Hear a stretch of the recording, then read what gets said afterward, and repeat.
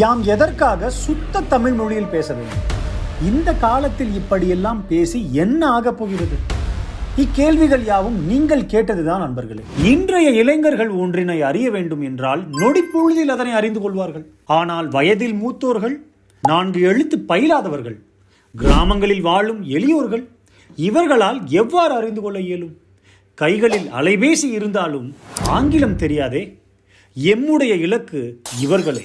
அறிவியல் சார்ந்த பற்பல தகவல்களை இவர்களிடம் கொண்டு சேர்ப்பதை எமது தவம். அதனாலேயே இயன்ற அளவிற்கு ஆங்கிலம் கலக்காத தமிழ் மொழியில் பதிவிடுகிறோம். இதனை யாம் மாற்றப்போவதில்லை. மேலும் சில அறிவியல் தகவல்களை ஆங்கிலத்தில் விளக்கும் போது கொச்சையாகவே தென்படும்.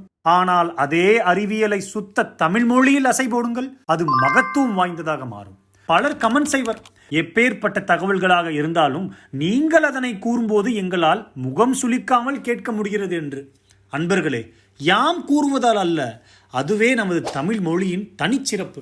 இவ்வாறு சுத்த தமிழ் மொழியில் பதிவு செய்த போதும் குறுகிய காலத்திலேயே இன்ஸ்டாகிராமில் நிறைந்த ஆதரவும், யூடியூபில் 10 லட்சத்திற்கும் மேற்பட்டவர்களின் ஆதரவும் கிடைத்தது நம்ப முடியாத ஒன்று. அந்த இறைவனுக்கு நன்றி, நன்றி.